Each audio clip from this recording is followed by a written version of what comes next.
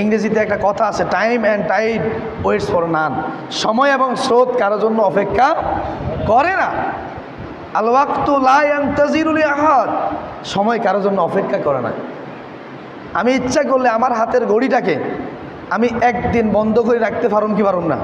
ওর কথা কন না। আমি যদি চেষ্টা করি আমার হাতের ঘড়িটাকে আমি চাবি বন্ধ করে দিই, একদিন বন্ধ রাখার সুযোগ আছে না? আছে তো।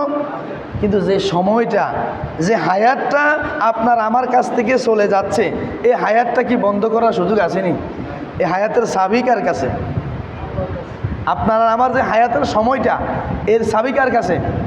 আল্লাহর কাছে। এটা যেদিন বন্ধ হয়ে যাবে ওদিন শেষ, কুল্লু খালাস।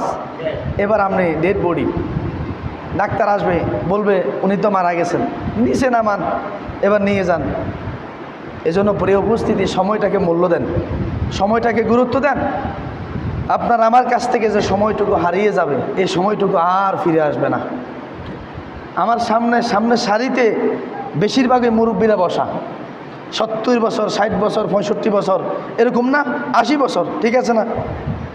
এখন ওনাদের থেকে একজন লোক যদি বলে যে আল্লাহ আমার যত সম্পত্তি আছে আমি সমস্ত সম্পত্তি তোমার রাস্তায় দান করে দেবো, আল্লাহ আমাকে 20 বছরের যুবকে ফিরিয়ে দাও, কি হোক? এটা কি হইব নি? কন যদি এমনটা হইতো, একটা মানুষ কি বুড়ো হইতো নি? একটা মানুষের কি দাড়ি ফাঁকতো নি? না, হেতারা টাকা খরচ করি সবাই জোয়ান হয়ে দেখতো। কি আসলে ঠিক আছে না?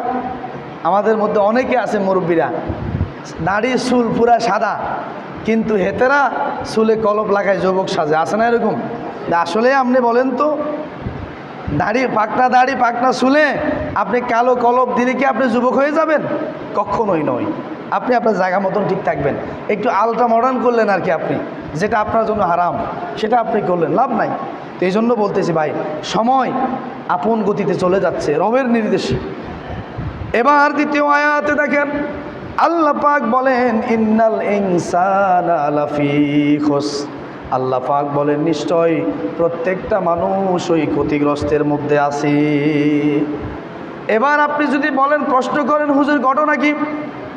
আল্লাহ প্রত্যেকটা মানুষের জন্য তাকিদ দিয়ে বলেছে নিশ্চয় প্রত্যেকটা মানুষ ক্ষতির মধ্যে আছে।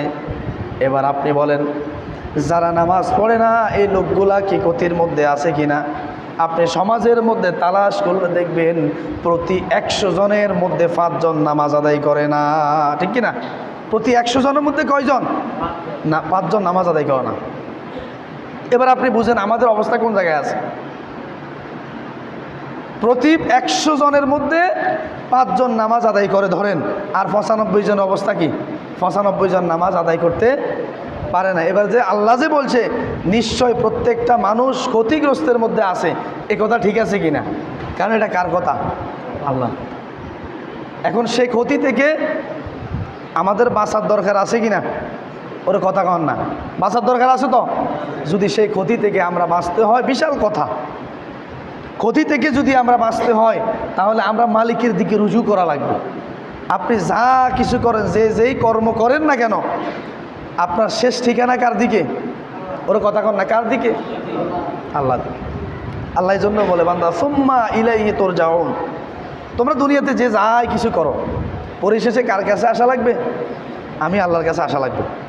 তোমাকে আমি আল্লাহ যেভাবে একা পাঠাইছি, আবার সময় ফুরিয়ে গেলে ওই একা আবার আমি আল্লাহ কি করুম? তোমাকে টান মারুম, মাঝখান থেকে নিয়ে আসুম, মাঝখান থেকে তোমাকে আমি নিয়ে আসুম। তোমার সময় যখন শেষ, পৃথিবীর কোনো শক্তি তোমাকে আটকিয়ে রাখতে পারবে না। এই জন্য প্রত্যেকটা মানুষ ক্ষতিগ্রস্তের মধ্যে আছে। যেমন এবার আসেন, শতকরা 95 জন নামাজ পড়ে না, আর 5 জন নামাজ পড়ে। এবার ওই 5 জনও কিন্তু বিপদের মধ্যে আছে। ওই 5 জনও কিসের মধ্যে আছে? ক্ষতির মধ্যে আছে। বললেন কীভাবে হুজুর? আমরা তো নামাজ পড়ি। আমি মানলাম আপনি নামাজ পড়েন, আপনার পরিবারের মধ্যে আপনি 5 সদস্য বিশিষ্ট। কয় সদস্য? 5 সদস্য। যখন মসজিদে আজান হয় আপনি দৌড়ে চলে আসেন কোথায়? মসজিদে নামাজ আদায় করার জন্য। আসলে পরিবারে যে আপনার মা আছে, আপনার স্ত্রী আছে, আপনার উপযুক্ত ছেলে মেয়ে আছে, আপনি কি তাদেরকে নামাজ পড়ার কথা বলছেন? যদি আপনি না বলে থাকেন তাহলে আপনিও ক্ষতির মধ্যে আছেন। নামাজ পড়েও আপনি কিসের মধ্যে আছেন? ক্ষতির মধ্যে আছেন। নামাজ পড়েও তাহলে আল্লাহর এই কোরআনের আয়াত দ্বারা বুঝে যায় যে আমরা যারা নামাজ পড়ি আমরাও কিসের মধ্যে আছি? ক্ষতির মধ্যে আছে। ওই যে 5 জন নামাজ পড়ে শতকরা, সেই 5 জনও কোথায় আছে? ক্ষতির মধ্যে আছে। সব কিছু হয়, বাড়িতে যায় কি বিবির জিজ্ঞাসা করেননি নামাজ পড়ছো নি আজকে? এটা কজনে জিজ্ঞাসা এখানে আত্মলান চাই আসেননি? 2-1 জন উঠে লাভ হইব? আপনি আপনার বাড়িতে ঢোকার পরেই আপনি আপনার বিবিকে জিজ্ঞাসা করতে হবে নামাজ পড়ছো কিনা। আমার অভিব্যক্তি, আমি যখন 2টা-2:30 বাড়িতে ঢুকি, মহিলাদের ব্যস্ততা থাকবে, আমি তখন জিজ্ঞাসা করি নামাজ পড়ছো? আমি 20 মিনিট পরে ভাত খাবো, সমস্যা নাই। আমি যদি 20 মিনিট আধা ঘন্টা পরে ভাত খাই, আচ্ছা আমি কি মারা যাবো নিকন? ক্ষুধায় কোনো মানুষ মারা গেছে? কখনো ক্ষুধায় মানুষ মারা যাবে না। আপনি যদি টানা 5 দিনও যদি ভাত না খাই থাকেন, আপনি মরবেন না। কিন্তু আপনি প্রমাণ করতে পারেন আপনি মরবেন না, কারণ মরণ কি এত সহজ নেই। মরণ এত সহজও না, মরণ আবার এত কঠিনও না। যারা বেশি মৃত্যু কামনা করে দেখবেন মৃত্যু তাদেরকে ধরা দেবে না, আর যারা মৃত্যুর কথা চিন্তাও করে না, হঠাৎ করে দেখবেন উনি মাঝখান থেকে কোথায় চলে গেছে। আসে না এরকম? তো এই জন্য আপনার বিবিকে জিজ্ঞাসা করতে হবে। এখানে যারা আছেন অনেকের উপযুক্ত ছেলে মেয়ে আছে নাকি নাই? আপনি কি জিজ্ঞাসা করতে পারছেন বুকে সাহস নিয়ে যে তুমি নামাজ পড়েছো? মেয়েকে জিজ্ঞাসা করতে পারছেন যে মা তুমি কি নামাজ পড়ছো? কেন আমরা বাবারা এটা জিজ্ঞাসা করতে পারবো না কেন বলেন? আমরা তো সবটাই করি।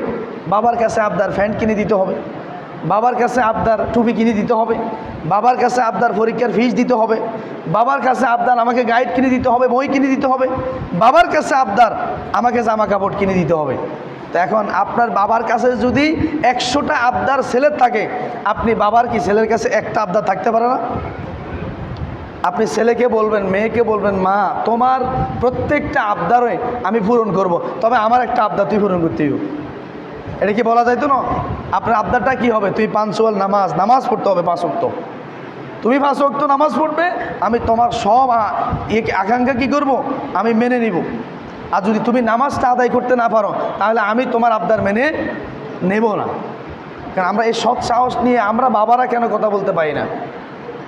আল্লাহ পাক বলছেন, ইয়া আইয়ুহাল্লাযীনা আমানু আনফুসাকুম ও আহলিকুম নার, যে হে ঈমানদার তোমরা নিজেরা জাহান্নামের আগুন থেকে বাঁচো এবং আহলে আওলাদ যারা আছে তাদেরকেও জাহান্নামের আগুন থেকে বাঁচানোর কি করো? চেষ্টা করো।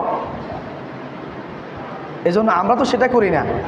আমরা তো বাঁচানোর চেষ্টা করি, শুধু টাকা ইনকাম করি, বাড়িতে সদাই কিনে আনো, শুধু দুমদারাক্কা খানা চলবো। কি চলবো? দুমদারাক্কা আপনি কিনে আনি দিবেন, আর আপনার বিবি ফাঁক করে হেতা করে সামনে দিব, বাস দুমদারাক্কা খানা চলতেছে। তাহলে আপনি কি জান্নাতের দিকে নিচ্ছেন না জাহান্নামের দিকে নিচ্ছেন? সেই জন্য বিবেককে নাড়া দিতে হবে।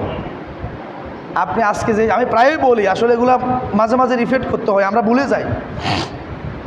আপনি আজকে যে সন্তানকে নিজের রক্তকে ফানি করে পরিশ্রম করে আপনি খাওয়াচ্ছেন, খোদার কসম এ সন্তান কিয়ামতের মাঠে আপনার জন্য আল্লাহর কাছে নালিশ করব, আপনার জন্য নালিশ করবে। কার জন্য করলেন? কি করলেন? কতজন আমরা দেখি কত সুদের সাথে ঘুষের সাথে অন্যের সম্পদ এমনে হেমনে কত উল্টাপাল্টা করে, সব কিছু কাল্লাই ছেলে সন্তানের জন্য। সেই ছেলে সন্তানগুলোই কিয়ামতের মাঠে আপনি আমরা আমাদের বাবাদের জন্য নালিশ করে বসে থাকবে কার কাছে? তাহলে বাঁচার উপায় আসেনি? কারণ আপনি যদি বলেন আরে ফলাইন তোরা আজকে আমার চিনলি না, অথচ আমি কত কি করছি তোদের জন্য, কি না করছি তোদের জন্য, সবটাই আমি বাবা করছি, লাভ নাই। ওই দিন বলে আর কোনো লাভ হবে না। এজন্য যা কিছু করেন এটা আপনার ওই দিনেই সফল হবে যদি আপনার সন্তানটা একজন নেককার সন্তান হয়।